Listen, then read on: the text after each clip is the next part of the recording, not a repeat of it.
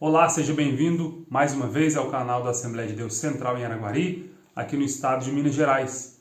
Que a graça e a paz do Senhor Jesus Cristo esteja sobre a tua vida neste dia. E por que a graça e a paz do Senhor Jesus? Esta era uma fórmula usual de Paulo cumprimentar, de saudar os destinatários de algumas de suas cartas. Como nós aprendemos na semana passada, Paulo se dirigiu à igreja que estava na cidade de Éfeso, aos Efésios, cumprimentando-os com a graça e a paz do Senhor Jesus Cristo. Esse é o nosso desejo, é o desejo da igreja do Senhor, é o desejo daqueles que servem a Deus. Que a graça e a paz do Senhor Jesus Cristo esteja sobre o teu lar, sobre a tua família, sobre a tua casa, sobre todos os dias da tua vida sobre a face da terra. Como nós já adiantamos, nós estamos estudando então desde semana passada, o início do trimestre, deste segundo trimestre do ano de 2020, estamos estudando a epístola, a carta que Paulo escreveu aos irmãos que estavam na cidade de Éfeso. Na nossa Bíblia Sagrada, lá no Novo Testamento, temos este livro lá, e o nome que você vai encontrar, o livro lá, é Efésios. É a carta de Paulo aos Efésios. Essa carta parece que foi uma carta que circulou, o seu propósito era que ela circulasse por várias igrejas naqueles dias. E ela contém, por assim dizer, um resumo da teologia de Paulo. Muito daquilo que nós encontramos na carta aos Efésios também pode ser encontrada em outras epístolas.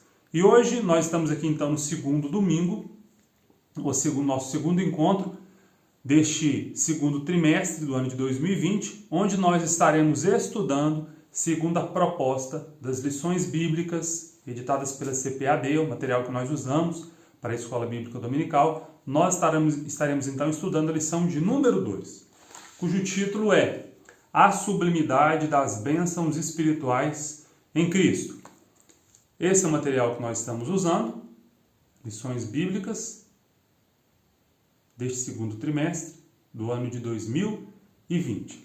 E a lição de número 2 está aqui, para que você possa ver, é o texto que nós vamos comentar neste dia. Você tem um exemplar da Bíblia Sagrada próximo a você? Se você tem, por favor, tenha ela em mãos. Ou melhor ainda, se você tem a revista juntamente com a Bíblia Sagrada, você poderá acompanhar esse nosso breve estudo sobre esta segunda lição da carta de Paulo aos Efésios. Então, na lição de número 1, nós vimos informações básicas sobre a carta de Paulo aos Efésios.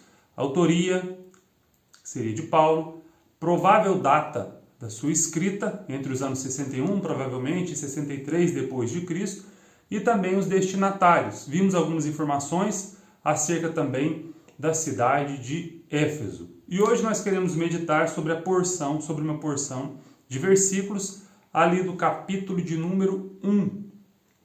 Nós vamos ler o texto áureo para que você possa ouvir a leitura da palavra de Deus. Esse texto é o proposto na própria lição. Efésios, capítulo de número 1, versículos 3 e 4, e depois dos versículos 9 até o versículo de número 14. Diz assim: Bendito o Deus e Pai de nosso Senhor Jesus Cristo, o qual nos abençoou com todas as bênçãos espirituais nos lugares celestiais em Cristo, como também nos elegeu nele antes da fundação do mundo, para que fôssemos santos e irrepreensíveis diante dele em amor, descobrindo-nos o mistério da sua vontade, segundo o seu beneplácito, que propusera em si mesmo, de tornar a congregar em Cristo todas as coisas, na dispensação da plenitude dos tempos, tanto as que estão nos céus, como as que estão na terra. Nele, digo, em quem também fomos feitos herança, havendo sido predestinado conforme o propósito daquele que faz todas as coisas, segundo o conselho da sua vontade, com o fim de sermos para louvor da sua glória, nós, os que primeiro esperamos em Cristo, em quem também vós estáis, depois que ouvistes a palavra da verdade, o evangelho da vossa salvação, e tendo nele também crido, fostes selados com o Espírito Santo da promessa, o qual é o penhor da nossa herança, para a redenção da possessão de Deus, para louvor da sua glória. Amém e graças a Deus. Então, a porção de versículos sobre a qual nós queremos meditar nesta ocasião e fazer o nosso breve comentário é Efésios, capítulo de número 1, e o versículo de número 3 até o versículo de número 14. Efésios, capítulo 1, do versículo 3 até o versículo de número 14. O autor nos propôs aqui, como divisão na lição, falarmos sobre 3 tópicos, 3 pontos principais. O primeiro tópico é a nova posição em Cristo. O segundo tópico, uma vida cristocêntrica neste mundo.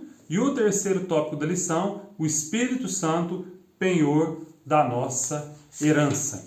Vejamos então o que diz os versículos de número 3 ao versículo de número 14, do primeiro capítulo da Epístola aos Efésios, e o que nós podemos aprender com este texto e o que nós podemos aplicar à nossa vida.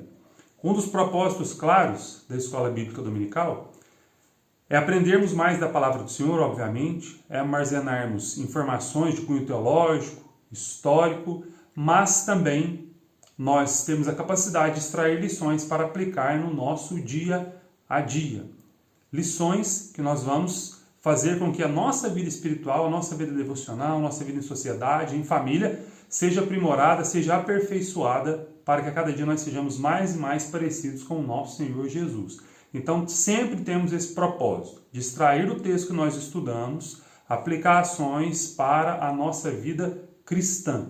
Sempre é necessário que nós pensemos o estudo na Escola Bíblica Dominical dessa forma. Então, nós podemos ver, no tópico de número 1 da nossa lição, o autor nos propõe falar o seguinte, sobre a nossa nova posição em Cristo. Os versículos 3 até o versículo de número 14 tem aquilo que o autor chamou na lição, e a teologia nos mostra, uma doxologia. A definição de doxologia é um trecho das Sagradas Escrituras em que o autor louva, exalta e bendiz o nome do nosso Senhor, o nome do nosso Deus. O autor, então, sagrado, Paulo, inicia o versículo de número 3 da seguinte forma, como nós lemos: Bendito seja o Deus e Pai de nosso Senhor Jesus Cristo. Em outras palavras, poderia Paulo estar falando o seguinte também: louvores sejam dados a Deus. Nós poderíamos pensar o seguinte, e você pode pensar na tua vida também e aplicar isso de forma prática na tua vida. Você tem algum motivo pelo qual você deve glorificar a Deus? Paulo começou, depois que ele fez a saudação aos Efésios, ele começou então o trecho da carta dessa forma: Bendito seja o nosso Deus e Pai, bendito seja o Senhor, ou louvado seja Deus, ou ainda, louvores sejam dados a Deus. Paulo tinha plena convicção de que havia muitos motivos para que ele pudesse louvar a Deus. E ele também nos convida, assim como toda a Bíblia, e muitos dos salmos especificamente, a tributarmos louvores a Deus. Paulo então fala dessa forma: Bendito seja o Deus e Pai do nosso Senhor Jesus Cristo, ou louvores sejam dados a Deus. Pare um instante e olhe para a tua vida. Você tem algum motivo pelo qual você pode e deve glorificar a Deus? Há pessoas que olham para as suas vidas e elas não conseguem enxergar nenhum bom motivo para prestar louvores a Deus. Há pessoas que só abrem a boca para murmurar, para reclamar da sua condição. É lógico que sempre, nas circunstâncias que nós estivermos, nós vamos desejar melhor em algum aspecto da nossa vida, seja na questão da nossa saúde, seja financeiramente, seja ligado a algum emprego, ao nosso ministério na igreja, ao cuidado com a nossa família. Mas essa necessidade sempre de buscar aperfeiçoamento em alguma área não pode obstruir o nosso desejo, a nossa vontade e os vários motivos que nós temos para louvar e glorificar a Deus. Então, da forma que Paulo iniciou o versículo de número 3, como nós temos na nossa Bíblia, louvores sejam dados a Deus, bendito seja Deus, neste primeiro tópico eu quero te convidar a pensar o seguinte: veja quais são os motivos que você tem para glorificar a Deus. Quais são os bons motivos que você tem para glorificar a Deus. Antes dessa crise, da pandemia, desse novo coronavírus, nós fazíamos coisas que às vezes nós não agradecíamos a Deus e não sabíamos ou não dávamos o valor devido a coisas simples como poder ir à casa dos pais, de alguns parentes, poder ir ao templo, poder ir à rua fazer uma atividade ou outra que agora nós estamos impedidos. Veja, privilégios que nós tínhamos e que às vezes a gente não glorificava a Deus porque nós pensávamos que fazia parte do nosso dia a dia e não era tão relevante. Hoje as pessoas clamam pela possibilidade de poder sair à rua, de poder ir ao templo, de poder abraçar os parentes e estar juntos dos seus entes queridos. Veja você, muitas pessoas, infelizmente, nesses dias de pandemia, de coronavírus, pessoas que foram afetadas pelo vírus, alguns estão internados, e um dos sintomas da doença é que ela restringe ou limita a possibilidade da respiração sem auxílio mecânico, sem auxílio de aparelhos.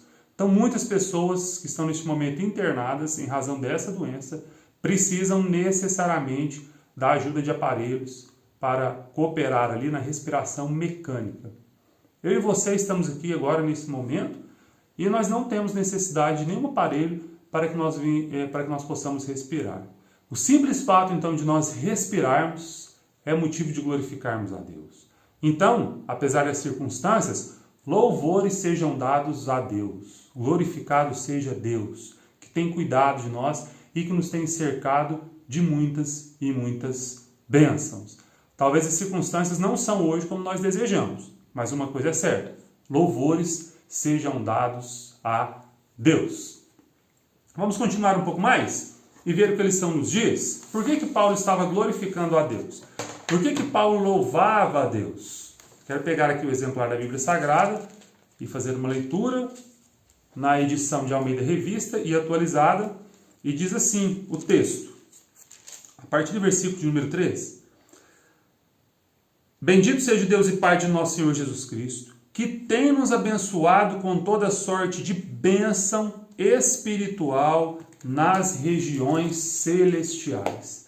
Paulo estava glorificando a Deus especificamente porque Deus tinha abençoado a ele, tanto como todos os crentes daqueles dias e todos os crentes ainda hoje, com ricas, poderosas e abundantes bênçãos nas regiões espirituais, nas regiões celestiais. Lamentavelmente, muitos se têm dado ênfase nos últimos dias, e ainda no meio evangélico, alguns segmentos evangélicos, a bênçãos de cunho material. Alguns têm resumido o evangelho a conquistas materiais. Alguns avaliam o sucesso espiritual, o sucesso da fé, se nós podemos dizer nesses termos, em relação, ou usando como termômetro, a aquisição de bens, prosperidade do emprego, a multiplicação do seu patrimônio. Deus abençoa financeiramente os seus servos. Na palavra do Senhor, muitos servos de Deus foram de fato bem-sucedidos financeiramente. Mas essa não é a regra. A Bíblia não quer usar como regra, como padrão, de que a bênção de Deus necessariamente vai fazer com que todos aqueles que o temem tenham abundância financeira todos os dias da sua vida.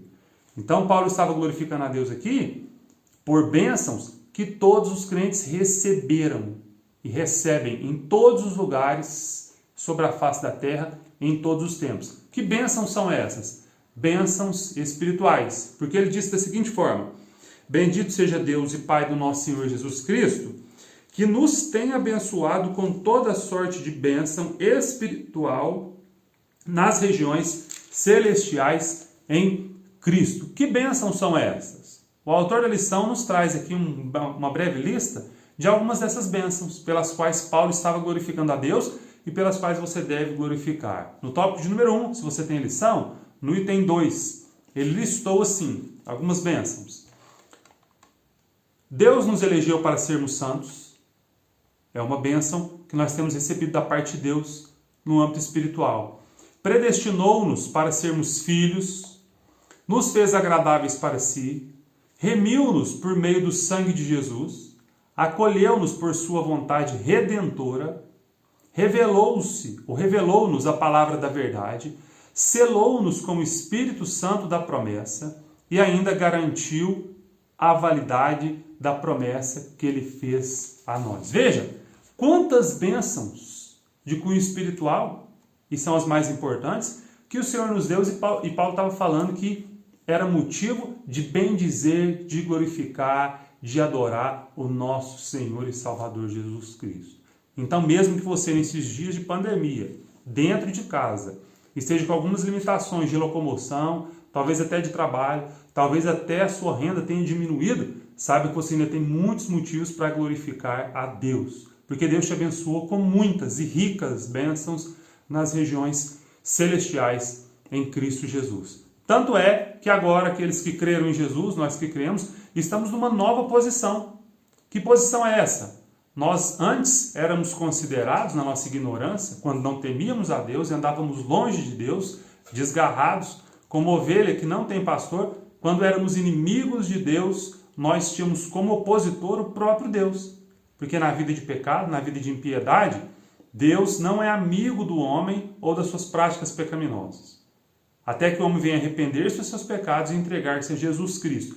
Porque só por meio de Jesus é possível que o homem tenha paz. Como se dá essa paz, essa bênção espiritual?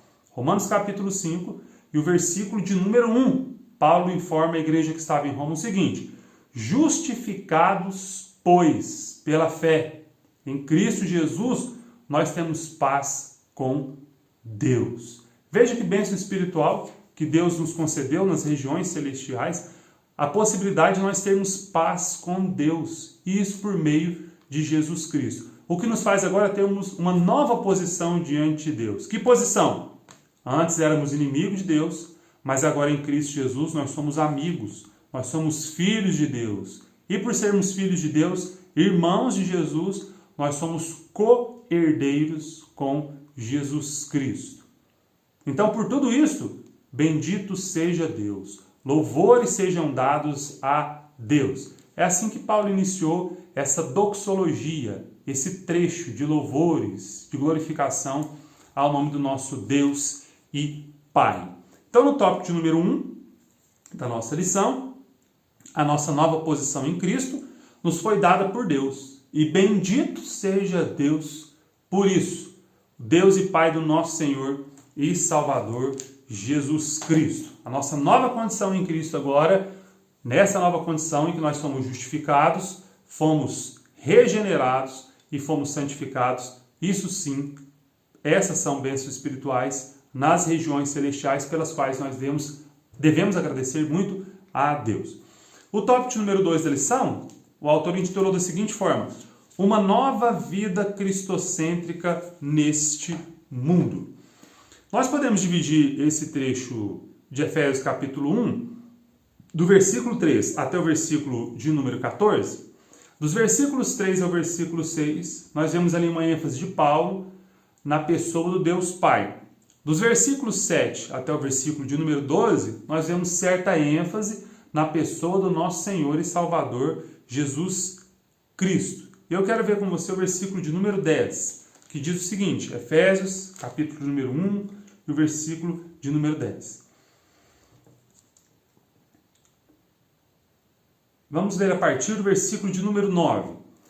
Desvendando-nos o mistério da sua vontade, segundo o seu beneplácito, que propusera em Cristo, de fazer convergir nele, na dispensação da plenitude dos tempos, todas as coisas, tanto no céu como na terra. A palavra convergir em Cristo, todas as coisas, nos dá a ideia de que realmente todas as coisas que existem no universo, na Bíblia Sagrada, toda a história da Bíblia Sagrada, tem o seu foco voltado para Jesus Cristo. Ele é a essência e o conteúdo do plano secreto de Deus ao longo dos séculos. Então Paulo estava falando que Deus fez convergir para Jesus todas as coisas, desde o livro de Gênesis até o livro de Apocalipse. O personagem principal de toda a Bíblia Sagrada, o foco está lançado sobre a pessoa do Senhor Jesus Cristo. É aquele que viria, posteriormente aquele que veio, que cumpriu seu ministério, que morreu, que ressuscitou, que ascendeu aos céus e que vai voltar. Jesus Cristo, o Filho de Deus, tão aguardado no Antigo Testamento, revelado ali nos dias do seu primo e profeta também, João Batista, exerceu seu ministério e ele morreu, ressuscitou e a igreja o aguarda ansiosamente. Jesus Cristo é o centro das Escrituras. Por isso nós somos cristãos, por isso nós somos chamados assim de seguidores de Cristo. O cristianismo tem, obviamente, como seu líder principal a figura mais expressiva dessa religião mundial e que cresce a cada dia mais e mais, justamente a pessoa do Filho de Deus, o Senhor Jesus Cristo. Que assim como eu e você, foi um ser humano de carne e osso, nasceu milagrosamente no ventre de uma mulher piedosa, que se chamava Maria, sem a participação genética do seu noivo, José, mas ele foi concebido, Jesus, pela graça do Espírito Santo, nasceu, cresceu, desenvolveu-se, iniciou seu ministério com uns 30 anos de idade, por um pouco mais de 3 anos, ensinou acerca do reino de Deus, pregou a palavra, foi morto, crucificado, mas ele ressuscitou ao 3º dia. Inclusive, neste final de semana que nós estamos estudando essa porção das Escrituras, da carta aos Efésios, é o final de semana em que nós comemoramos, ou pelo menos o nosso calendário nos faz comemorar e nos faz lembrar da Páscoa, ocasião em que durante a festa ali dos judeus, eles resolveram então entregar Jesus a Roma para que Jesus fosse crucificado, fosse açoitado, fosse crucificado e morresse. Mas ao domingo, no 3º dia, alta madrugada, foram visitar o túmulo de Jesus. E aquele que tinha sido inicialmente derrotado pelos seus opositores religiosos e também pelo Estado romano, a maior potência política da ocasião, Jesus Cristo mostrou-se então vencedor tanto sobre os seus inimigos religiosos como também sobre o Estado romano. Jesus ressuscitou e ele vive. Veja, essa é mais uma bênção espiritual que você deve agradecer a Deus neste dia, nesta ocasião. Jesus ressuscitou e ele vive. E mais do que vive, você sabe que Deus pode habitar, mais do que vive, você sabe que ele pode habitar dentro de você. Isso nós veremos no próximo tópico, no tópico de número 3. Ainda então, no tópico de número 2, o autor nos propôs então, como já foi dito, o seguinte tema para o tópico: uma vida cristocêntrica neste mundo. A revelação do mistério ao qual Paulo se refere é justamente a pessoa do Senhor Jesus Cristo, que foi revelado na plenitude dos tempos. E nele, em Jesus, Deus fez convergir então todas as coisas. Tópico de número 3, e é o último da nossa lição, o autor nos deu o seguinte título: o Espírito Santo, o penhor da nossa herança. Eu quero que você me acompanhe na leitura dos versículos 13 e do versículo de número 14 de Efésios, capítulo de número 1. Diz assim os versículos 13 e 14: em quem também vós, depois que ouvistes a palavra da verdade, o evangelho da vossa salvação, tendo nele crido, fostes selados com o Espírito Santo da promessa, o qual é o penhor da nossa herança, até ao resgate da sua propriedade em louvor da sua glória. Nestes 3 versículos, nós queremos parar aqui e meditar em 3 pontos também. Primeiro ponto, no versículo de número 13. Paulo nos fala que os seus ouvintes, depois que eles ouviram a pregação do Evangelho, a palavra da verdade, eles creram. Ouviram e creram. Só é possível o homem crer no Evangelho de Jesus Cristo, obviamente, quando o homem ouve a sua pregação, ouve a explicação acerca daquilo que é o Evangelho. E quando o homem ouve a pregação do Evangelho, quando o homem ouve a exposição da palavra de Deus, da verdade acerca de Jesus Cristo, acerca do homem, acerca do céu, acerca do inferno, o homem então pode, tendo sido esclarecido pelo Espírito Santo, exercer a liberdade de crer ou não crer, de entregar-se ou não a Deus. E isso está claro na Escritura, está claro. Por mais de uma vez a Bíblia nos fala sobre ouvir e entregar-se e não resistir a Deus. Assim diz, por exemplo, por mais de uma vez a palavra do Senhor: hoje, se ouvirdes a sua voz, não endureçais o vosso coração. Alguém perguntaria: mas a pessoa que ouve a palavra de Deus, a pessoa que tem o seu entendimento aberto acerca de quem é Jesus, essa pessoa pode resistir a Deus? Ela pode dizer não ao Espírito Santo? Por certo que sim, pois a Bíblia em muitos lugares nos fala para nós não resistirmos, para nós ouvirmos, para nós não endurecermos o nosso coração. Mais um texto que nos revela essa verdade está no livro de Atos. Livro de Atos, no capítulo de número 7 e no versículo de número 51, que eu quero ler para que você possa ouvir. São palavras de Estevão, que com ousadia pregava a palavra do Senhor Jesus. Estevão disse o seguinte: homens de dura cerviz, incircuncisos de coração e de ouvidos, vós sempre resistis ao Espírito Santo, assim como fizeram vossos pais, também vós o fazeis. O homem pode sim, ainda mesmo o religioso, ouvir e resistir à voz do Espírito Santo. Por isso que nós rejeitamos terminantemente a ideia de que a graça de Deus é irresistível. É certo também que nenhum homem pode chegar-se a Deus sem que Deus venha esclarecê-lo acerca da verdade. Nós não defendemos de forma nenhuma nem a Bíblia e nem as teologias das Assembleias de Deus que o homem pode salvar-se a si mesmo, ou que ele pode livremente, sem a ajuda de Deus, decidir-se por Deus, de forma nenhuma. Mas o Espírito Santo que convence o homem do pecado, da justiça e do juízo, dá condições ao homem de dizer sim ou não. Todavia, ainda o homem tem a possibilidade de resistir a Deus. E muito mais ainda. Depois que o homem aceita Jesus como seu Salvador e vive em comunhão com os irmãos em Cristo e até prova dos favores celestiais de Deus, ele pode ainda apartar-se da verdade e apostatar-se da fé. Basta ler Hebreus no capítulo de número 6, que com muita clareza fala dessa verdade também. Então, nós estamos lendo aqui o versículo de número 13 de Efésios, capítulo de número 1, que diz para a gente o seguinte, acerca da pregação. Paulo estava falando aos seus ouvintes que eles ouviram a pregação do Evangelho e eles também creram.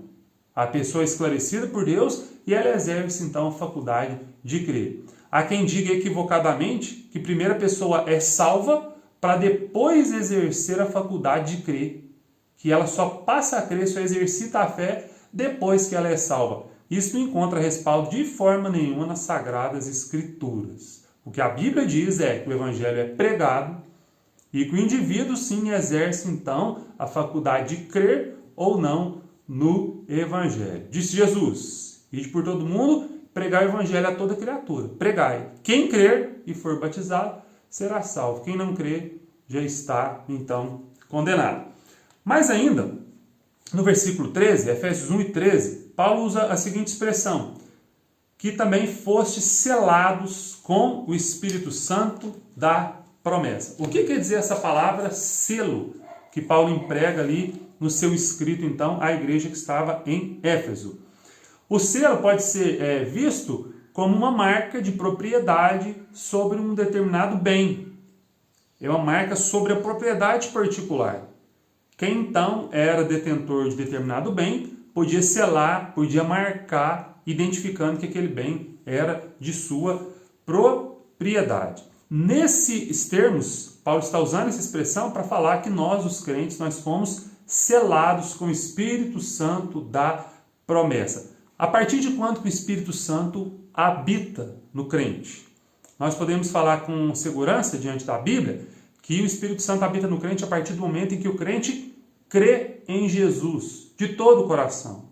Isso antecede ao batismo em águas, isso antecede também a participação da Santa Ceia do Senhor. Essas duas ordenanças foram dadas por Jesus à igreja. Não é um ato que é praticado pela igreja que vai fazer com que o indivíduo seja então inserido no corpo de Jesus, ou seja, habitação do Espírito Santo.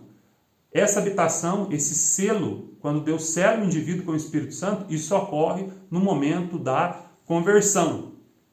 Vamos ler alguns versículos da Bíblia para que nós possamos entender isso.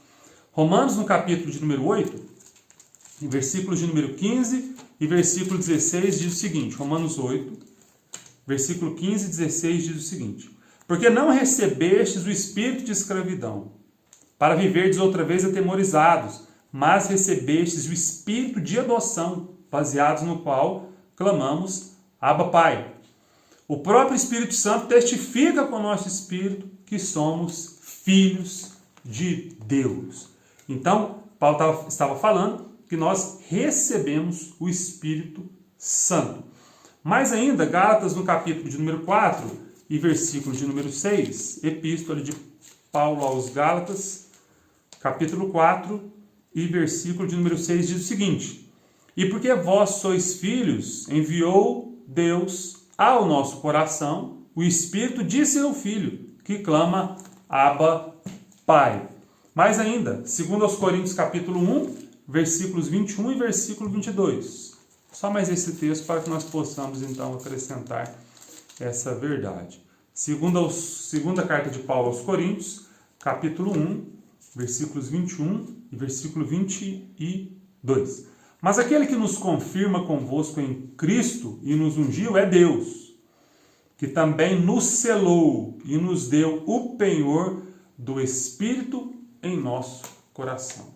A partir do momento que você crê em Jesus como teu único e suficiente Salvador, e talvez isso possa ter ocorrido na igreja, talvez isso ocorreu quando você lia a Bíblia sozinho, ou ouvia mesmo a pregação da palavra de Deus na sua casa, por algum mecanismo eletrônico. A partir do momento que você se arrependeu dos seus pecados de todo o coração, você então passa a ser habitação do Espírito Santo. E se você não fez isso, se você não se rendeu a Jesus Cristo ainda, o Espírito Santo não pode habitar dentro de você. Mas essa verdade pode ser mudada hoje, neste momento. Basta que você, arrependendo-se dos seus pecados, entregue a tua vida a Jesus. E segundo os textos bíblicos que nós lemos, e tantos outros ainda, o Espírito Santo fará morada no nosso coração. É assim também que a Bíblia nos mostra lá em João, no capítulo de número 14, que também trata desse tema, sob as palavras de Jesus Cristo, o nosso Senhor. Nós somos propriedade de Deus, por isso Ele nos selou, e nós não somos de nós mesmos. Por isso o cristão não tem a liberdade de fazer o que bem entende com a sua vida, o que bem entende com o seu corpo. Porque ele foi salvo e ele foi selado, sendo esse selo uma garantia de que o crente não é proprietário de si mesmo. Ele é proprietário de Deus. Enquanto o seu Senhor não volta para resgatar aquilo que é seu, o cristão, como mordomo, deve administrar, segundo a vontade do seu Senhor, aquilo que pertence ao seu Senhor, ou seja, a sua própria vida. Então você, enquanto cristão, e eu como cristão, nós recebemos de Deus a graça e o favor de sermos mordomos de bens materiais e espirituais, bens que pertencem ao Senhor. O nosso corpo, então, pertence ao Senhor, a nossa mente, as nossas emoções, as nossas finanças, as nossas famílias, nosso trabalho, nosso emprego, todos esses bens pertencem ao Senhor. Nós somos mordomos, até porque nós, mais uma vez, eu quero reiterar, nós não somos propriedade de nós mesmos. Mais um versículo para que você possa ver essa verdade clara nas Escrituras, é a primeira carta de Paulo aos Coríntios, no capítulo de número 6, e no versículo de número 19, que diz o seguinte, primeira carta de Paulo aos Coríntios, capítulo 6, e versículo de número 19. O contexto da fala de Paulo era acerca da imoralidade que envolvia alguns crentes da igreja de Corinto, mas essa verdade se aplica a todos os aspectos da nossa vida.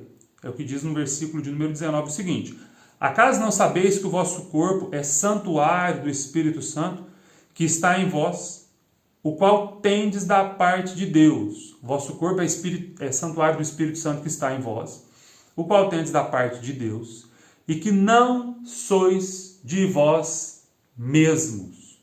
Então Deus selou uma propriedade que pertence a Ele. Quando o crente, então, quando o indivíduo se converte a Jesus Cristo, e ele passa a ser habitação do Espírito Santo, o Espírito Santo é um selo de propriedade de que esse templo, essa pessoa, esse indivíduo, ele pertence a Deus. E se ele pertence a Deus, ele deve agir segundo as leis, as normas, a vontade do proprietário daquele bem. que é o próprio Deus. 1 Coríntios capítulo 6 e versículo 19, então, mais uma vez, para que você possa guardar no teu coração. Acaso não sabeis que o vosso corpo é santuário do Espírito Santo, que está em vós, o qual tendes da parte de Deus, e que não sois de vós mesmos? O teu corpo não pertence a você mesmo. Tuas finanças, tuas emoções, família, toda a tua vida. Se você entregou tudo a Jesus Cristo, tudo isso pertence a Ele. Você é um mordomo, deve ser um bom mordomo, e você tem o selo do Espírito Santo, que indica que é propriedade do Senhor, o nosso Deus. Mas além dessa palavra, selo, no versículo de número 14, Paulo usa ainda outra palavra para referir-se ao Espírito Santo. Então, nos versículos 13 e 14, Paulo dá ênfase ali ao papel do Espírito Santo, que é o seguinte, em que também, versículo de número 14, o qual é o penhor da nossa herança, até ao resgate da sua propriedade, em louvor da sua glória. Além do Espírito Santo ser um selo que identifica em nós, que somos propriedades de Deus, o Espírito Santo também é um penhor da parte de Deus sobre as nossas vidas. E o que significa essa palavra penhor? A palavra significa que é um depósito ou importância definida como entrada, devendo o saldo ser pago totalmente em certa data futura. A entrada que foi dada acerca de um bem, de uma propriedade que pertence a alguém. Então o Espírito Santo é como se fosse o termo usado ali por Paulo, o termo grego, que dizia respeito a negócios que eram feitos naqueles dias. O Espírito Santo como penhor quer dizer que funciona como se fosse uma entrada numa compra, numa aquisição feita por alguém, mas também que garantia que aquele negócio seria depois concretizado. O negócio não estava ainda terminado. Esse penhor ou depósito inicial obrigava o comprador e o vendedor a completar a transação comercial. Não foi ainda o final do negócio. O penhor representava o início do negócio, mas era uma garantia de que ele seria também finalizado. Na vida cristã, o Espírito Santo é o penhor ou certeza de que Deus cumprirá a sua promessa de entregar-nos a herança. Se o Senhor fez com que o Espírito Santo habitasse em nós, nos selou como sua propriedade, o Espírito Santo também funciona como um penhor na vida do crente, quer dizer que o Senhor, o proprietário, aquele que adquiriu esse bem para si, ele voltará um dia para tomar a sua herança, aquilo que é seu. E essa garantia a Bíblia nos dá. Jesus Cristo morreu, Jesus Cristo ressuscitou, Jesus Cristo está à destra, à direita de Deus, de onde intercede por nós, mas ele nos deu a garantia, e essa garantia é o Espírito Santo. E todas as promessas que estão registradas na palavra de Deus, de que ele virá para nos buscar. E ele disse assim, lá no Evangelho de João, no capítulo de número 14, nos seus primeiros versículos, que ele iria preparar morada para nós. E ele voltaria e nos levaria, para que onde ele estivesse, estejamos também nós. Veja, quando Paulo iniciou no capítulo de número 1, no versículo de número 3, até o versículo de número 14, ele iniciou a sessão falando o seguinte, bendito seja Deus, ou, como nós falamos também, a frase pode ser entendida da seguinte forma, louvores sejam dados a Deus, que nos abençoou com todas as bênçãos, com muitas bênçãos, nas regiões celestiais em Cristo Jesus. Veja quantas bênçãos registradas, do versículo de número 3 até o versículo de número 14, que Deus nos concedeu. Uma nova vida em Cristo, uma nova posição diante de Deus. Ele também nos selou com o Espírito Santo e ele também nos deu o Espírito Santo como penhor, como garantia de que ele voltará para nos resgatar, para nos levar para si mesmo. Pois, ou porque nós não somos propriedade nossa, nós somos propriedade dele. Você tem muitos motivos para glorificar a Deus. E assim como Paulo iniciou essa doxologia, esse momento de louvor a Deus, esse hino de adoração a Deus, faça isso também. Olhe para a tua vida. Glorifique a Deus pelas bênçãos espirituais que Ele te deu. Glorifique a Deus pelas bênçãos materiais que Ele também te deu. Louve a Deus Não deixe que a murmuração, não deixe que a reclamação seja uma regra na tua vida. É impossível o cristão viver sorridente e não se entristecer durante todos os dias. Algum momento vai nos trazer alguma insatisfação, talvez choro, talvez lágrimas. Nós somos ainda cometidos por situações que nos entristecem o coração. Mas nós temos, passados esses momentos de dificuldades, muitos motivos para louvar e glorificar e agradecer a Deus. Então nós queremos encerrar essa lição, assim como Paulo iniciou o versículo de número 3. Bendito seja o Deus e Pai do nosso Senhor Jesus Cristo. Por quê? Porque Ele nos abençoou com muitas bênçãos espirituais em Cristo Jesus. Louve a Deus pelas bênçãos que Ele tem te dado, principalmente as espirituais. Alegre-se, porque você é filho de Deus e porque Jesus Cristo te selou com o Espírito Santo e te deu o Espírito Santo como penhor e garantia de que Ele vai voltar, para que onde Ele esteja, esteja você também, estejamos nós, a igreja do Senhor. Deus te abençoe, tenha um excelente dia, uma excelente oportunidade nesses dias que nos cercam, que é a Páscoa, para nós glorificarmos ao Senhor Jesus por tudo aquilo que Ele fez na cruz por nós. Não deixe de acompanhar o nosso canal da Assembleia de Deus Central Iraguari, além dos comentários da revista das lições bíblicas da Escola Bíblica Dominical. Você também pode acompanhar os nossos cultos, às terças-feiras, quintas-feiras e também aos domingos.